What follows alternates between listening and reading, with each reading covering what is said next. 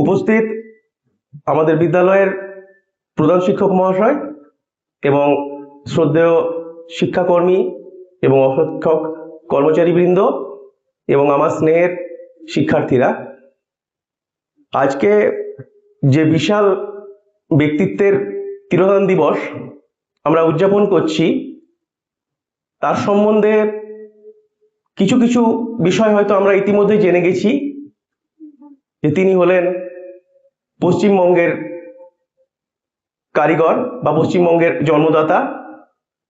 এবং ইতিমধ্যেই 20শে জুন আমাদের প্রধান শিক্ষক মহাশয় এক বক্তব্যের মাধ্যমে সুন্দরভাবে আমাদেরকে বুঝিয়ে দিয়েছেন যে কিভাবে তিনি পশ্চিমবঙ্গের গঠনে গুরুত্বপূর্ণ ভূমিকা রেখেছিলেন।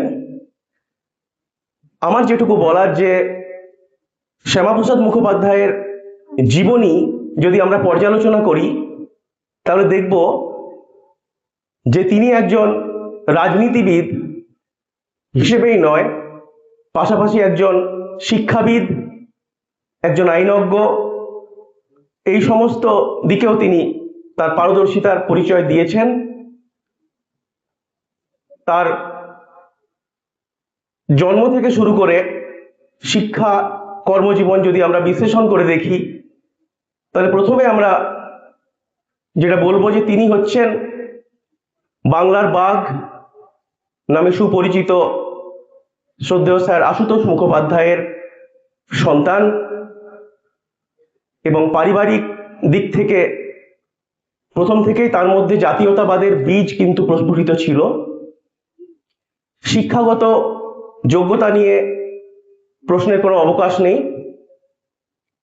প্রেসিডেন্সি কলেজ থেকে ইংরেজি বিভাগে স্নাতক, পরবর্তীকালে আইন বিষয়ে স্নাতকোত্তর ডিগ্রি অর্জন করেছিলেন তিনি।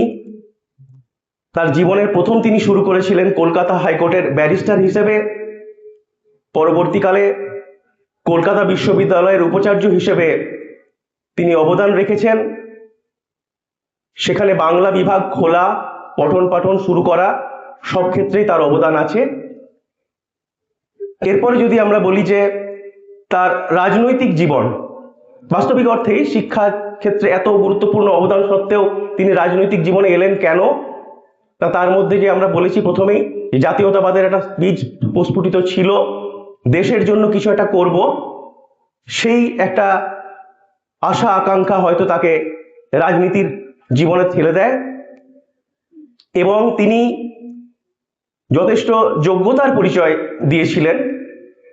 1947 সালে আমাদের দেশ স্বাধীন হওয়ার পর জওহরলাল নেহরুর নেতৃত্বে গঠিত মন্ত্রিসভায় তিনি সদস্য ছিলেন এবং সেই মন্ত্রিসভার তিনি শিল্প ও সরবরাহ মন্ত্রী হিসেবে গুরুত্বপূর্ণ অবদান রাখেন। চিত্তরঞ্জন লোকোমোটিভ, সিন্ধ্রি সার কারখানা, ডিভিসি, এই সমস্ত প্রতিষ্ঠাতে তার অবদান গুরুত্বপূর্ণ। পাশাপাশি Kharagpur IIT, Indian institute of technology, এটারও তিনি অন্যতম পরামর্শদাতা হিসেবে পরিচিত ছিলেন। এবারে চলে আসি যে রাজনৈতিক জীবনে যে গুরুত্বপূর্ণ ভূমিকা যাকে আমাদের সবার কাছে স্মরণীয় করে রেখেছেন, সেটা হলো যে পশ্চিমবঙ্গের জন্মদাতা। সেই সময় ভারত বিভাগের যখন সম্ভাবনা প্রবল এবং আমাদের পশ্চিমবঙ্গ পূর্ব পাকিস্তানের অন্তর্ভুক্ত হতে জাস্ট সময়ের অপেক্ষা, এই মুহূর্তে তিনি হিন্দুদের স্বার্থ রক্ষা করার জন্য পশ্চিমবঙ্গের যাতে কোনো মতেই সেখানে সংযুক্তি না হয়, সেই বিষয়টাকে তিনি জোরালো দাবি তুলেন এবং তার প্রচেষ্টায় আজ পশ্চিমবঙ্গ ভারতের অন্তর্ভুক্ত হয়। তার এই অবদানের জন্য তিনি বাংলার কেশরী নামে পরিচিত। শুধু কি পশ্চিমবঙ্গ তা নয়, পাশাপাশি কাশ্মীর যা ভারত বিভাজনের পরে ভারতের অন্তর্ভুক্ত হয়, সেখানেও দেখা যাচ্ছে যে 370 ধারার মাধ্যমে কাশ্মীরকে একটা বিশেষ সুযোগ সুবিধা দেওয়া হয়েছিল, সেখানে আলাদা সংবিধান প্রচলিত হয়। তিনি কিন্তু প্রথম আওয়াজ তুলেছিলেন যে এক দেশে কখনো দুই সংবিধান হতে পারে না। এই জোরালো আবেদন সেই সময়ের নেহেরু মন্ত্রিসভায় কিন্তু অনেকটা বিরোধিতার মুখে পড়েছিল, কিন্তু তিনি সেটা মানেননি।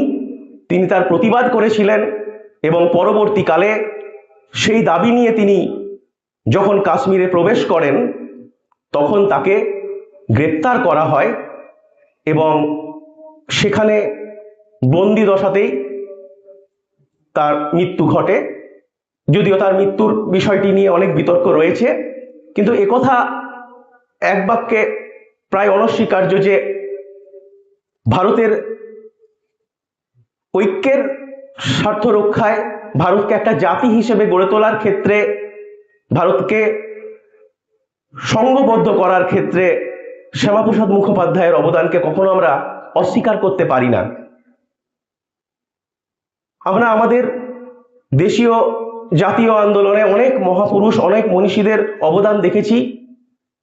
তাদের কাছে হয়তো শ্যামাপ্রসাদের অবদান সেরকমভাবে হয়তো গুরুত্ব পাবে না, কিন্তু তার এই স্বল্প পরিসর জীবনে, 52 বছর বয়সে তিনি মারা যান, এই স্বল্প পরিসর জীবনে তিনি যে অবদান রেখে গেছেন, সেই অবদান থেকে একটা বিষয় স্পষ্ট যে কম সময় হলেও তিনি কিন্তু তার অভীষ্ট লক্ষ্যে কিছুটা হলেও পৌঁছতে পেরেছেন। হয়তো আরো অবদান রেখে যেতে পারতেন, কিন্তু তাহলেও পশ্চিমবঙ্গের রূপকার বা ভারতের অবিভক্ত হওয়া থেকে বাঁচানো, জাতীয় স্বার্থ রক্ষা করা, এই সমস্ত বিষয়গুলো তাকে একটা বর্তমান রাজনৈতিক পথপ্রদর্শক রূপে আমাদের নিকট তুলে ধরেছে। আজ তার প্রচেষ্টাতেই যখন ভারতীয় জনসংঘ দল প্রতিষ্ঠিত হয়, সেই দল পরবর্তীকালে ভারতীয় জনতা পার্টি রূপে সার্থক রূপ লাভ করে এবং এই দলেরও যে রাজনৈতিক নীতি পথপ্রদর্শক তিনি ছিলেন ডক্টর শ্যামাপ্রসাদ মুখোপাধ্যায়। এবং একটা কথা তাই আমাদের কাছে স্পষ্ট যে তার অবদান যুগে যুগে থেকে যাবে এবং সেই অবদানের বিষয়ে আমরা পরবর্তীকালে আরো জানার চেষ্টা করব